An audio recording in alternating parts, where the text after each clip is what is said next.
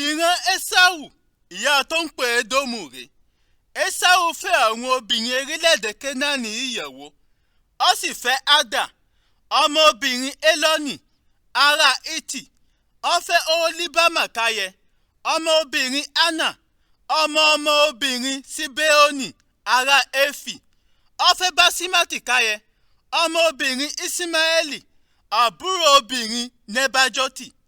Ádà sì bí Élífásì fún Ésáù, Báṣímátì sì bí Réúwélì fún, Oholíbámà sì bí Yéúṣì, Jáélámù àti Kórà fún. Àwọn ọmọ ọkùnrin yẹ wọ́n bí fún Ésáù orílẹ̀-èdè Kénáánì rẹ̀. Ésáù mú àwọn ìyàwó rẹ̀ wọn, àwọn ọmọ rẹ̀ ọkùnrin, àwọn ọmọ rẹ̀ obìnrin, gbogbo àwọn ènìyàn ilé rẹ̀, gbogbo àwọn agbo ẹran rẹ̀, gbogbo àwọn ẹran rẹ̀ àti gbogbo ohun níyọ̀ní orílẹ̀-èdè Kénáánì. Ó sì lọ orílẹ̀-èdè òmíràn, ibi pípẹ́ sí ẹ̀gbọ́n rẹ̀ Jákọ́bù, nítorí pé rí ihun ní wọ́n pọ̀ gan, wọ́n sì lè jọ gbé pọ̀. Àti pé rí ìjẹ ẹran yóò wọ ìpínlẹ̀ yìí wọ́n ń gbé òtó àti lè bọ́ ọ̀pọ̀lọpọ̀ àwọn agbo ẹran wọn. Ẹran sì ní Ésáù la tẹ̀dó sí orí òkè Séírì, Ésáù sì l'Édómù. Ìran Ésáù, ìyá jẹ́ baba ńlá àwọn ará Édómù, orí òkè Séírì rèé. Àwọn orúkọ àwọn ọmọkùnrin Ésáù rèé: Élífásì, ọmọkùnrin Ádà, ìyàwó Ésáù; Réúwélì, ọmọkùnrin Báṣímátì, ìyàwó Ésáù. Àwọn orúkọ àwọn ọmọkùnrin Élífásì rèé: Témánì, Ómárì, Ṣéfò, Gáítámù àti Kénásì. Ìyàwó mìíràn Élífásì, ìyá orúkọ rẹ̀ ń jẹ́ Tímínà bí Amálẹ́kì fún. Àwọn ọmọkùnrin Ádà, ìyàwó Ésáù rẹ̀. Orúkọ àwọn ọmọkùnrin Réúwélì rèé: Náhátì, Sérà, Ṣámà àti Mísà. Àwọn ọmọkùnrin Báṣímátì, ìyàwó Ésáù rẹ̀: Oholíbámà, ọmọbìnrin Ánà, ọmọbìnrin Síbéónì.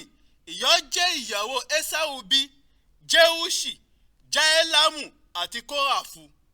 Àwọn eléré àwọn ọmọ Ésáù rèé: àwọn ọmọkùnrin Élífásì, ìyá jẹ́ àkọ́bí Ésáù.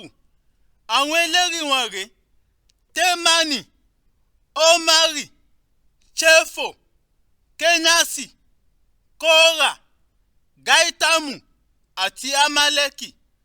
Àwọn eléré ìdílé Élífásì, ọmọkùnrin Ádà, orílẹ̀-èdè Édómù rẹ̀. Àwọn ọmọkùnrin Réúwélì, ìyá jẹ́ ọmọkùnrin Ésáù. Àwọn eléré wọn rèé: Náhátì, Sérà, Ṣámà àti Mísà. Àwọn eléré ìdílé Réúwélì, orílẹ̀-èdè Édómù rẹ̀. Wọ́n sì jẹ́ ọmọkùnrin Báṣímátì, ìyàwó Ésáù. Àwọn ọmọkùnrin Oholíbámà, ìyàwó Ésáù. Àwọn eléré wọn rèé: Jéúṣì, Jáélámù àti Kórà. Àwọn eléré ìdílé Oholíbámà, ọmọbìnrin Ánà, ìyàwó Ésáù rẹ̀.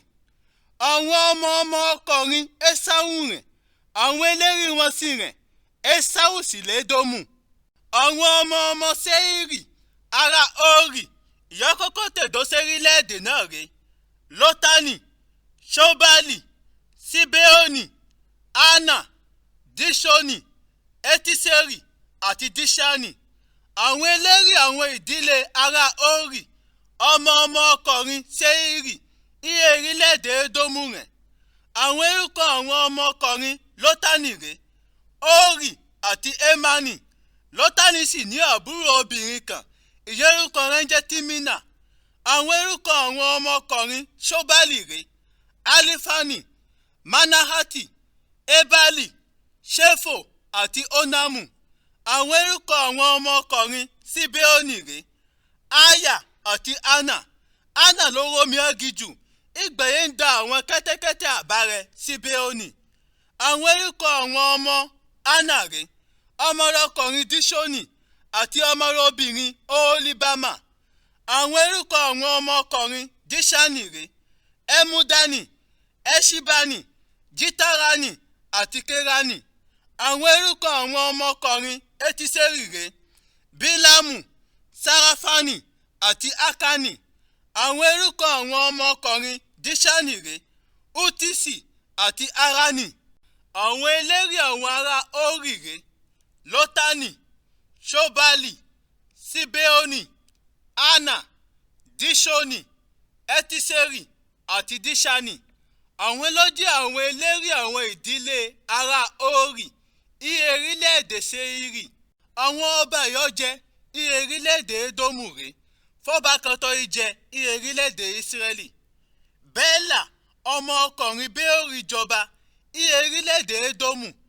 Orúkọ ìlú rẹ̀ ni Dinaba. Ẹ̀yìn ikú rẹ̀, Jobabu ọmọ ọkùnrin Sera ti ìlú Bosira jọba ipò rẹ̀. Ẹ̀yìn ìgbẹ̀yìn Jobabu kú, Hushamu ti orílẹ̀-èdè àwọn ará Temani jọba ipò rẹ̀. Ẹ̀yìn ikú Hushamu, Hadadi ọmọ ọkùnrin Bedadi jọba ipò rẹ̀. Hadadi ló sì ṣẹ́gun àwọn ará Madiani orílẹ̀-èdè àwọn Moabu. Orúkọ ìlú rẹ̀ ni Afiti. Ẹ̀yìn ìgbẹ̀yìn Hadadi kú, Samula ti ìlú Masereka jọba ipò rẹ̀. Ẹ̀yìn ìgbẹ̀yìn Samula kú, Sọ́ọ̀lù ti ìlú Rehoboti eri odò jọba ipò rẹ̀.